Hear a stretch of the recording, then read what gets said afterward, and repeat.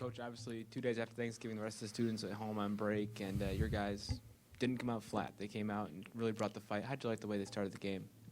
I was really pleased with our first half, because there is an opportunity, especially around the holidays, for a let-up. I've been a part of a lot of teams that, in the games around the Thanksgiving time or before Christmas or right when you get back from Christmas, you can lay an egg, and it can be devastating.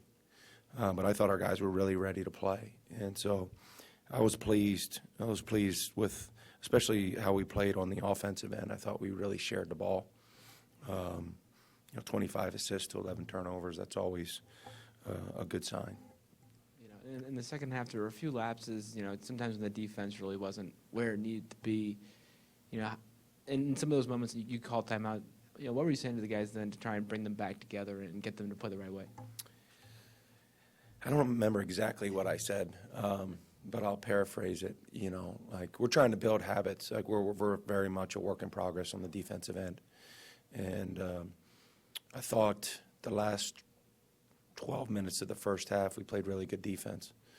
In order to build a habit, you have to do it all the time.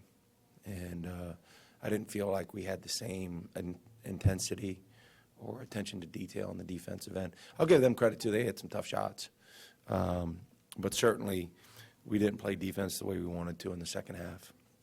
Kind of getting back to the hot start, Luke really brought it in the first half. He brought it for the whole game. Obviously 22 points, 11 rebounds is something you like to see more often, probably less so when it comes to leaving the game with shoulder injuries. Yeah, and he's fine. He's fine. But no, I thought Luke really was a big-time presence for us on the offensive end. He got, one of their best players in foul trouble. He did a great job of attacking the offensive glass. I thought he was just a really good presence on the offensive end. Yeah, how much of a pickup is it for the rest of the players when they see him running in transition and getting put-back dunks, and keeping up with the rest of the guys and beating other guys across half court? Well, Luke's a veteran, and so when you see him play with strength and force, it gives everybody else confidence. And, we need that from Luke.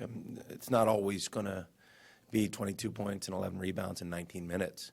But when Luke is playing with force on both ends, and we're a better team when he does. Having a huge advantage in terms of fast break points, obviously Houston Baptist isn't exactly a powerhouse. But how do you expect that to translate into games like Georgia and Wisconsin? Well, I think our team is a good transition offensive basketball team. And, we want to play with pace. Obviously, if our defense is able to create some offense, that's really good.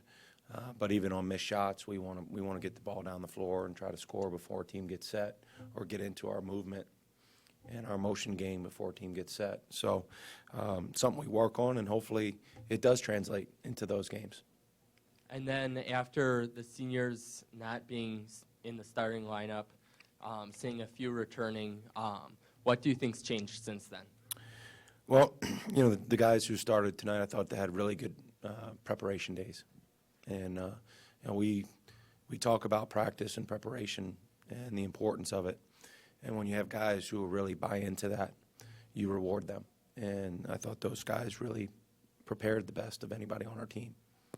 And kind of talk about that. Dwayne, he last season stepped into a little bit of a different role, and this year he's kind of embracing a new role and has stepped up his play as a facilitator and really tries to make the right decision. How much of an example is he to the rest of the team?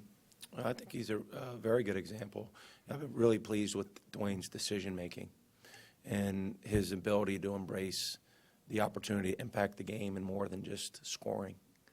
And, a lot of times older players, the light bulb goes on in that respect. And I think in Dwayne's case, that's certainly what's happening, because even though he didn't shoot well, he still played a really good floor game and made good decisions. And that's got to be what he sticks to. Good. Thank you. Thanks.